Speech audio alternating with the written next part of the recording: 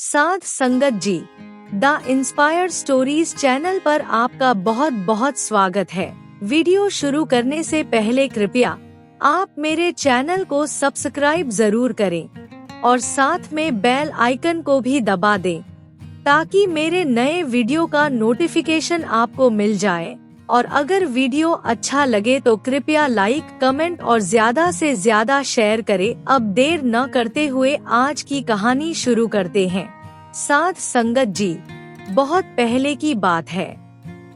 एक गांव में बलबीर नाम का मेहनती किसान रहता था।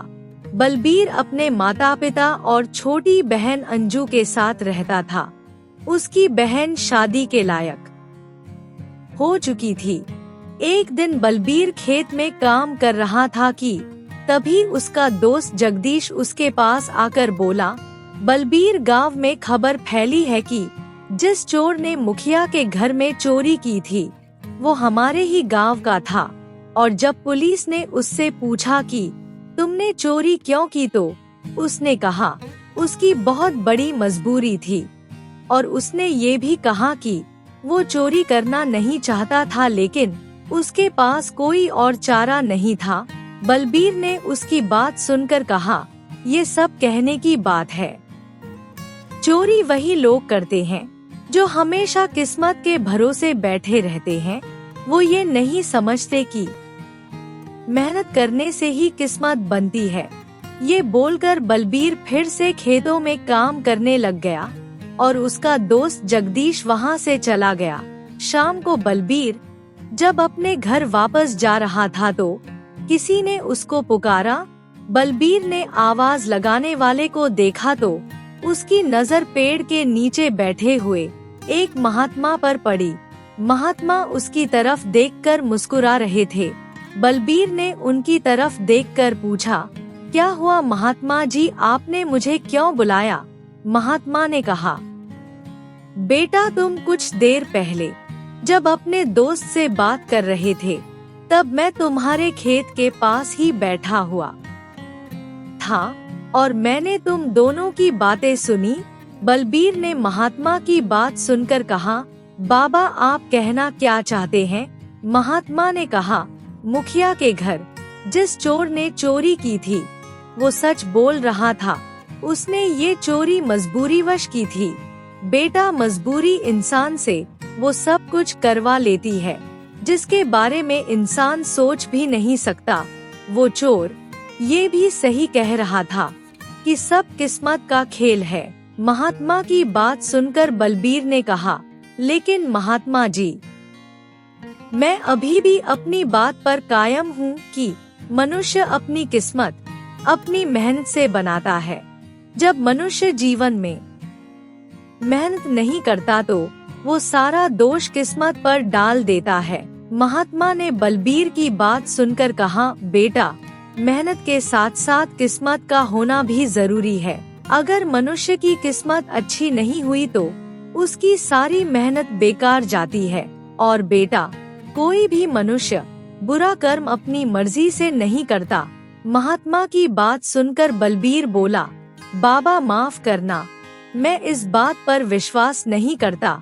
महात्मा ने उसकी बात सुनकर मुस्कुराते हुए कहा, बेटा, अगर यही बात है तो तुम कुछ दिनों में ही सब कुछ समझ जाओगे।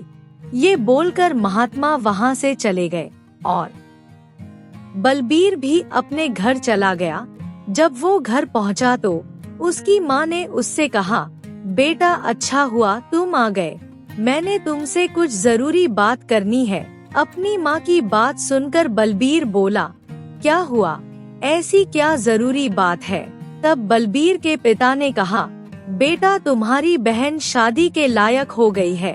हमने उसके लिए एक अच्छा लड़का भी देख लिया है। लड़का बहुत ही अच्छा है और हमारे गांव के हरिया चाचा के दूर का रिश्तेदार है। अपने पिता की बात सुनकर बलबीर बोला, पिताजी, आप चिंता मत करिए, मैं अपनी बहन की शादी धूमधाम से करूंगा। और पिताजी, मेरी फसल इस बार गांव में सबसे अच्छी हुई है और कुछ दिनों के अंदर ही फसल की कटाई शुरू होने वाली है। फिर मैं अपनी फसल को बेचकर अपनी बहन की शादी कर दूंगा। बलबीर की बात सुनकर उसके माता पिता बहुत खुश हुए, लेकिन जब अगले दिन बलबीर अपने खेत पर पहुंचा, तो खेत की हालत देखकर बहुत परेशान हो गया, क्योंकि उसकी फसल में कीड़े लग गए थे। बलबीर बुरी तरह से घबरा गया और जल्दी से बाजार जाकर उसने कीटनाशक दवाई लाकर खेत में छिड़क दी, लेकिन उसके लाख प्रयास करने के बाद भी कीड़े लगने बंद नहीं हुए और बलबीर की पूरी फसल बर्बाद हो गई। अपनी मेहनत को इस तरह बर्बाद होते देखकर बलबीर बुरी तरह से परेशान हो गया और उदास मन से घर वापस चला गया। उसको इस तरह उदास देखकर उसकी माँ ने पूछा, बेटा तुम इतना दुखी क्यों हो? ऐसी क्या बात हो गई? बलबीर ने सारी बात अपने माता पिता को बताई और कहा, माँ हमारी सारी फसल बेकार हो गई और मेरी समझ में नहीं आ रहा कि मैं क्या करूँ।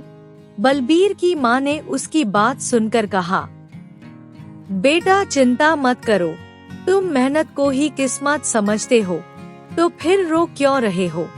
तुम एक बार फिर कोशिश करो, क्योंकि अभी तो फसल का समय है।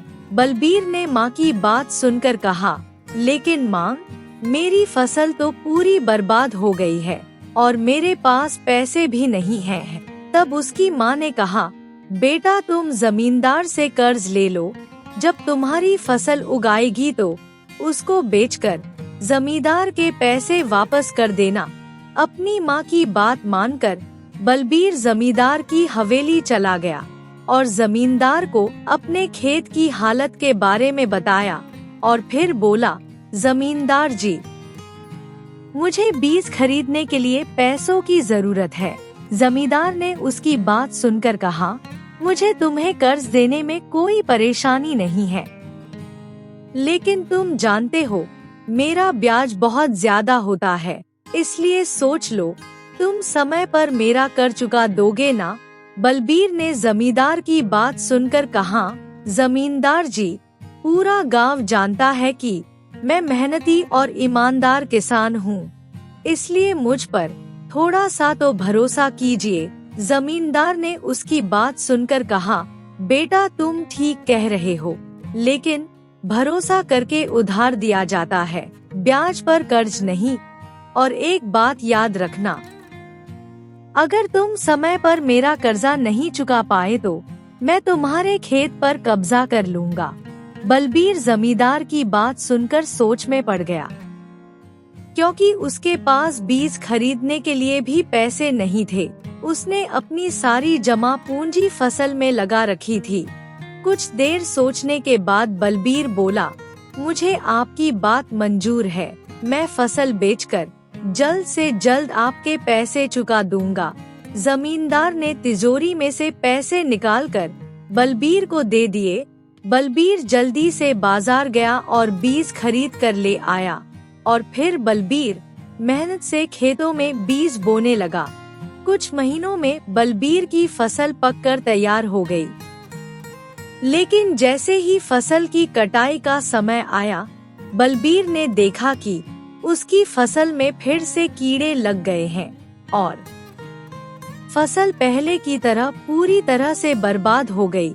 ये देखकर बलबीर की आंखों में आंसू आ गए। वो रोते हुए घर गया और सारी बात अपनी माँ को बताते हुए बोला, मेरी सारी मेहनत बर्बाद हो गई और ऊपर से मैं जमींदार का कर्जदार भी हो गया। बलबीर के माता पिता भी ये सुनकर बहुत परेशान हो गए। फिर उसकी माँ ने कहा, अब अंजू की शादी कैसे होगी, क्योंकि कुछ दिनों में लड़के वाले हमारी बेटी को देखने आने वाले हैं। ऐसे में तो पूरे गांव के सामने हमारी बेइज्जती हो जाएगी। अभी वो बातें कर ही रहे थे कि तभी वहाँ पर जमींदार आ गया और बलबीर से बोला, बलबीर मैं अपने पैसे ब्याज समेत वापस लेने आया हूँ। बलबीर ने जमींदार की बात सुनकर कहा, मालिक मेरी पूरी फसल बर्बाद हो गई है, इसलिए मुझे थोड़ी मोहलत और दे दीजिए। जमींदार ने उसकी बात सुनकर कहा, पूरा गांव जानता है कि मैं किसी को मोहलत नहीं देता और तुम्हें भी मैंने पहले ही बता दिया था, इसलिए अब वादे के मुताबिक तुम्हारे खेत पर अब मेरा कब्जा है। अगर तुम अपना खेत वापस लेना चाहते हो तो मुझे पैसे ब्याज समेत वापस कर दो और खेत वापस ले लो। ये बोलकर जमींदार वहाँ से चला गया। अब बलबीर के हाथ से उसका खेत भी चला गया था और बलबीर के पास कोई काम भी नहीं था। कुछ ही दिनों में बलबीर के परिवार के भूखे मरने की नौबत आ गई। ये देखकर बलबीर अपने पिता से बोला, पिताजी, खेत भी हाथ से चला गया और घर में अनाज भी खत्म हो गया।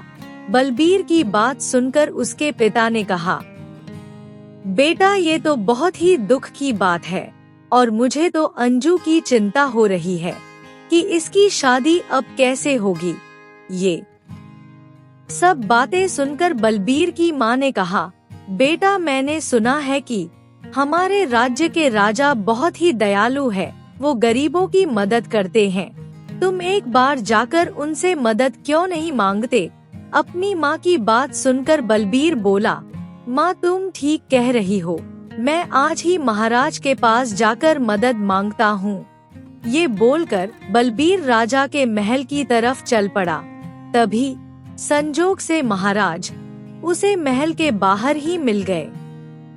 बलबीर ने राजा को सारी घटना बताते हुए कहा, महाराज, मेरी मदद कीजिए, मेरे घर में खाने को अनाज तक नहीं है और मेरी बहन की शादी भी होने वाली है। राजा ने बलबीर की बात सुनकर कहा, तो इसमें मैं क्या कर सकता हूँ? तुम्हारे कहने के अनुसार तुम्हारी फसल में 2 बार कीड़े लगे हैं, जबकि पूरे गांव में किसी की फसल के साथ ऐसा नहीं हुआ। इसका मतलब तो हुआ कि तुम्हारी किस्मत अच्छी नहीं चल रही, और या फिर दूसरी बात हो सकती है कि तुम मुझसे झूठ बोलकर पैसे हेठना चाहते हो। बलबीर ने महाराज की बात सुनकर कहा, महाराज, मैं झूठ नहीं बोल रहा। राजा ने उसकी बात सुनकर कहा, मैं तुम्हारी बात को सच कैसे मान लूं? इसलिए मैं तुम्हारी कोई मदद नहीं कर सकता और अब तुम यहाँ से जा सकते हो। राजा की बात सुनकर बलबीर मायूस हो गया और उदास मन से वापस अपने गांव की तरफ चल पड़ा।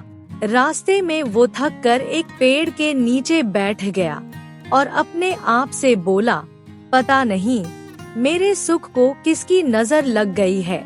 तभी बलबीर की नजर नीचे गिरे एक आदमी पर पड़ी, जिसके शरीर से खून निकल रहा था।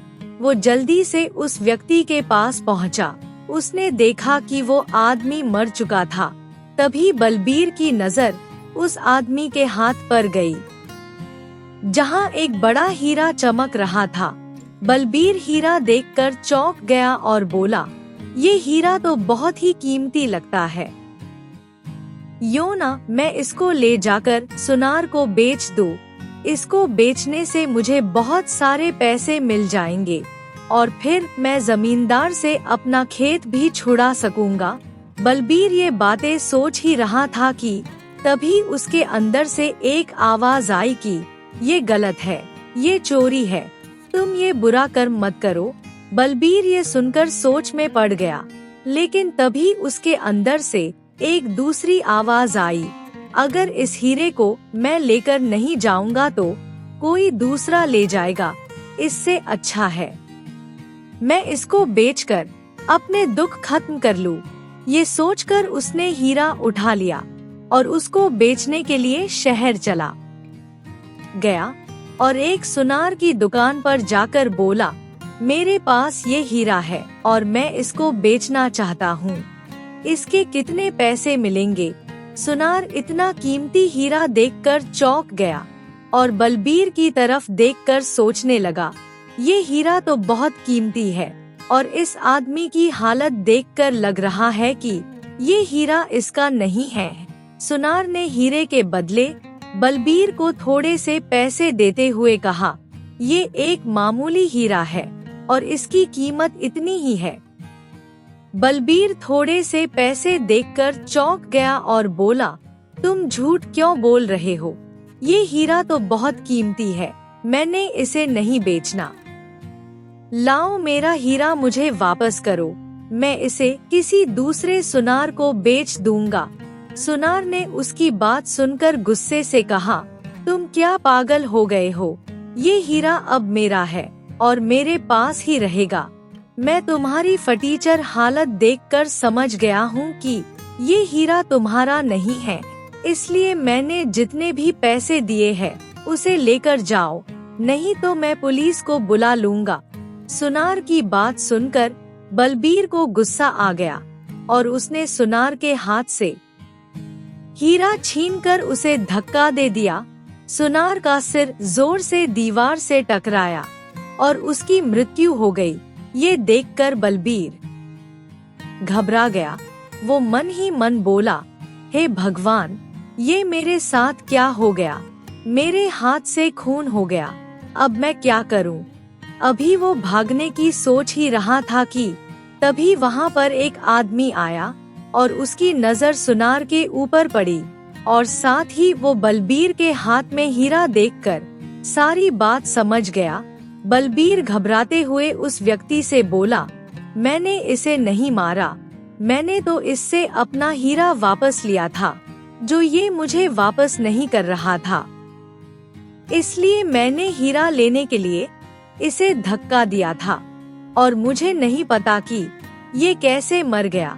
उस व्यक्ति ने बलबीर से कहा, तुम्हें ये हीरा जंगल से मिला है ना? बलबीर उसकी बात सुनकर चौंक गया और बोला, तुम इस बात को कैसे जानते हो? तुम्हें कैसे पता? बलबीर की बात सुनकर वो आदमी बोला, तुम्हें ये हीरा उस आदमी के पास मिला था ना, जो झाड़ियों के पास मरा हुआ पड़ा था और उसके शरीर से खून बह रहा था। बलबीर ने उसकी बात सुनकर कहा, हाँ तुम ठीक कह रहे हो, लेकिन तुम इस बात को कैसे जानते हो? बलबीर की बात सुनकर वो आदमी हंसते हुए बोला, मैं इस बात को इसलिए जानता हूँ क्योंकि उस आदमी को मैंने ही मारा है और वो मेरा साथी था और मुझे धोखा देकर भाग रहा था, इसलिए मैंने उसे मार डाला। बलबीर उस आदमी की बात सुनकर डर गया और बोला, तुम कौन हो? वो आदमी बोला, मेरा नाम चंदन है और मैं एक बहरूपिया हूँ। मैं सेठ करोड़ीमल के घर काम करता हूँ। मैंने ही सेठ के घर से पैसे और ये हीरा चुराया है और ये सुनार मुझसे चोरी का सामान खरीदता था। अच्छा हुआ ये सुनार मर गया, क्योंकि ये हमेशा मुझसे कम पैसों में चोरी का सामान खरीदता था। ये बोलकर चंदन ने जेब से बड़ी सी थैली निकाली। बलबीर ने देखा उस थैली में कीमती लाल और हीरे भरे हुए थे।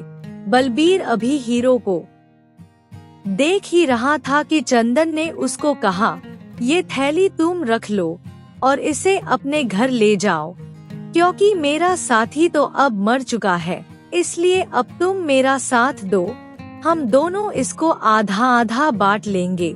मैं कुछ दिनों के लिए अपने गांव जा रहा हूँ, वापस आते ही मैं तुमसे मिलूंगा। बलबीर ने उसकी बात सुनकर कहा, लेकिन ये हीरे तो बहुत कीमती है, क्या इसमें भी मेरा हिस्सा होगा? बलबीर की बात सुनकर चंदन ने कहा, हाँ इसमें तुम्हारा बराबर का हिस्सा है। बलबीर ये सुनकर खुश हो गया और सोचने लगा, अब तो मुझे पैसों की बिल्कुल कमी नहीं रहेगी और मेरी बहन की शादी भी धूमधाम से हो जाएगी और मैं जमींदार से अपनी जमीन भी छुड़ा सकूंगा। अभी वो सोच ही रहा था कि चंदन बोला, तुम इन हीरो को संभाल कर रखना, ये तुम्हारे पास सुरक्षित रहेंगे, लेकिन एक बात याद रखना, अगर तुमने मुझे धोखा देने की कोशिश की तो मैं तुम्हें भी वैसे मार दूंगा जैसे मैंने अपने साथी को मारा है। बलबीर पैसों के लालच में सब कुछ भूल चुका था। वो ये भी भूल चुका था कि इसका नतीजा उसे भुगतना पड़ सकता है। उसे सिर्फ अपने खेत और अपनी बहन की शादी नजर आ रही थी। इसलिए वो चंदन की हर बात को मान रहा था। बलबीर ने चंदन से कहा, तुम चिंता मत करो, तुम जो कुछ भी कहोगे मैं वही करूँगा। चंदन ने उसकी बात सुनकर कहा, मुझे तुमसे यही उम्मीद थी। ये कहकर चंदन ने सुनार की जेब से बहुत सारे पैसे निकाले और बलबीर को दे दिए और फिर उससे बोला, अब सुनार तो मर चुका है, इसलिए इसके पैसों पर भी अब हमारा हक है, इसलिए इन पैसों को तुम रख लो। उसके बाद बलबीर हीरे और पैसे लेकर अपने गांव की तरफ चल दिया। चंदन धीरे धीरे उसका पीछा करने लगा। वो ऐसा इसलिए कर रहा था क्योंकि वो बलबीर का घर देखना चाहता था कि वो कहाँ रहता है। कुछ समय के बाद बलबीर घर पहुंच गया। उसके बाद चंदन निश्चित होकर वहां से चला गया। बलबीर ने घर पहुंचकर चंदन द्वारा दी गई थैली घर में छुपा कर रख दी और पैसे अपने पिता को देते हुए कहा, पिताजी, महाराज ने मेरी कहानी सुनकर मेरे ऊपर तरस खाकर ये ढेर सारे पैसे दे दिए। उसके पिता ये सुनकर बहुत खुश हुए और बोले, बेटा ये तो बहुत अच्छी बात है, इन पैसों से हमारा कर्ज भी उतर जाएगा और हमारा खेत वापस मिल जाएगा और तुम्हारी बहन की शादी भी हो जाएगी। अगले दिन बलबीर जमींदार के पास गया और उसको पैसे देते हुए बोला, जमींदार जी, मैंने जितना कर्ज आपसे लिया था वो सूद समेत वापस कर रहा हूँ। जमींदार ने पैसे लिए और बोला, ठीक है बलबीर, अब से अपने खेतों के तुम खुद मालिक हो। मुझे तो सिर्फ अपने पैसों से मतलब था जो तुमने वापस कर दिए। उसके बाद बलबीर वहाँ से चला गया। लेकिन जैसे ही बलबीर अपने घर पहुँचा, वहाँ का दृश्य देखकर हिल गया, क्योंकि उसके घर में सेठ करोड़ीमल और चंदन पुलिस के साथ खड़े हुए थे। पुलिस वालों ने चंदन को पकड़ा हुआ था। एक पुलिस वाले ने सेठ करोड़ीमल से कहा, सेठ जी, चंदन इसी घर में छुपा हुआ था और आपके घर से जो कुछ भी चोरी हुआ है वो इसी चोर ने चुराया है। ये बहुत बड़ा बहरूपिया है। ये लोगों के घर में काम करने के बहाने से जाता है और फिर मौका देखकर जो कुछ भी इसके हाथ लगता है उसे लेकर चंपत हो जाता है और ये चोरी का सामान शहर में एक सुनार को बेचता था। कल जब हमने सुनार की दुकान पर छापा मारा तो हमें उसकी लाश वहाँ से मिली। तब वहाँ किसी ने हमें बताया कि चंदन वहाँ आया था। उसके बाद हमने इसका पीछा किया और इसे पकड़ लिया। पुलिस की बात सुनकर चंदन बोला, सेठ जी, मैंने सुनार को नहीं मारा, उसे तो बलबीर ने मारा है और मेरे साथी को भी बलबीर ने मारा है। ये सुनकर बलबीर के हाथ पैर फूल गए। वो बुरी तरह से कांपने लगा। सेठ करोड़ीमल को उसकी बात सुनकर गुस्सा आ गया। वो बलबीर से बोला, मेरे घर से चुराए हुए हीरे और पैसे कहाँ है? जल्दी से बता दो, नहीं तो तुम्हारे लिए अच्छा नहीं होगा। बलबीर सेठ की बात सुनकर डर गया और घर के अंदर से थैली लाकर सेठ को दे दी और बोला, सेठ जी, चंदन झूठ बोल रहा है। मैं तो सुनार के पास हीरा बेचने के लिए गया था, लेकिन हीरा देखकर उसकी नीयत खराब हो गई, इसलिए मैंने हीरा उससे वापस छीन लिया और उसे धक्का दे दिया। पर मुझे नहीं पता था कि उसकी मृत्यु हो जाएगी। तभी उसी समय वहाँ चंदन भी आ गया। फिर उसने मुझे हीरों से भरी हुई थैली दे दी और चंदन ने मुझे धमकी भी दी कि अगर मैं उसकी बात नहीं मानूंगा तो वो पुलिस से शिकायत कर देगा। बलबीर की बात सुनकर सेठ ने पूछा, तुम्हें हीरा कहाँ से मिला था? तब बलबीर ने कहा, जब मैं शहर से वापस लौट रहा था तो रास्ते में एक मरा हुआ व्यक्ति नजर आया जिसके हाथ में ये हीरा था।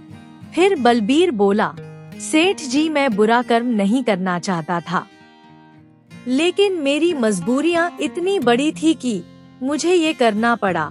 सेठ ने बलबीर की बात सुनकर कहा, तुम्हें ये बात उसी समय जाकर पुलिस को बतानी चाहिए थी, लेकिन तुमने ऐसा नहीं किया, इसलिए तुम भी उतने ही गुनहगार हो जितना चंदन है, इसलिए तुम्हें भी सजा मिलेगी। बलबीर ने सेठ की बात सुनकर कहा, सेठ जी, मैंने जो कुछ भी किया मजबूरी में किया। मेरे परिवार की हालत बहुत खराब थी। बलबीर की बात सुनकर सेठ ने कहा, ये बहाने वही लोग बनाते हैं जो मेहनत नहीं करना चाहते। जैसे ही सेठ ने ये कहा, बलबीर को कुछ दिन पहले की घटना याद आ गई। तभी वहाँ पर वही महात्मा आ गए जो बलबीर को कुछ दिन पहले मिले थे। महात्मा ने बलबीर की तरफ देखा और बोले, क्यों बेटा, अब समझ में आ गया किस्मत का खेल? बलबीर ने महात्मा की बात सुनकर कहा, बाबा, मैं सब समझ गया। मनुष्य की किस्मत भी अच्छी होनी चाहिए, वरना वो कितनी भी मेहनत क्यों न कर ले, उसे जीवन में सफलता नहीं मिलती। आपने सही कहा था बाबा, इंसान को मजबूरी में ऐसे काम करने के लिए मजबूर होना पड़ता है जिसकी उसने कभी कल्पना भी नहीं की होती। कोई भी मनुष्य जानबूझकर बुरा कर्म नहीं करता, परिस्थितियाँ उससे सब कुछ करवा देती हैं। उसके बाद महात्मा ने सेठ से कहा, सेठ जी, इसे छोड़ दीजिए, ये बेचारा किस्मत का मारा है, मैं इसे अच्छी तरह जानता हूँ। ये मेहनती और ईमानदार व्यक्ति है और इसका अपराधियों से कोई लेना देना नहीं है। सेठ ने महात्मा की बात सुनकर कहा, बाबा, अगर आप कहते हैं तो मैं इसके ऊपर से चोरी का इल्जाम वापस लेता हूँ। इतना कहकर सेठ पुलिस को लेकर वहाँ से वापस चला गया और साथ चंदन को भी ले गए। उनके जाने के बाद महात्मा ने बलबीर से कहा, बेटा देखो, तुम्हारे भाग्य में कुछ बुरा समय लिखा था जो अब खत्म हो गया है, और एक बात हमेशा याद रखना, इंसान की मेहनत जितनी ज्यादा जरूरी होती है उतनी ही उसकी किस्मत भी महत्वपूर्ण होती है। ये कहकर महात्मा वहाँ से चले गए। महात्मा की बात बिल्कुल सही निकली। कुछ महीनों के बाद जब बलबीर ने फसल बोई तब उसकी फसल बहुत अच्छी हुई और राज्य में सबसे अच्छे दामों पर बिकी। साध संगत जी, कोई भी मनुष्य जन्म से बुरा नहीं होता, लेकिन वक्त के साथ परिस्थितियां और किस्मत ऐसे हालात पैदा कर देती है कि इंसान को बुरे कर्म करने पड़ते हैं और सबसे बड़ा कारण उसकी मजबूरियां होती है। लेकिन साध संगत जी, मैं तो फिर भी यही कहती हूँ कि हमें ऐसे समय में भी अपनी समझ का इस्तेमाल करना चाहिए और जीवन में चाहे जैसी भी परिस्थितियाँ आए उससे सोच समझ कर निकलना चाहिए। साध संगत जी, अगर आपको ये कहानी अच्छी लगी हो तो कृपया लाइक, कमेंट और शेयर जरूर करें। आपके प्यार और स्नेह के लिए बहुत बहुत धन्यवाद।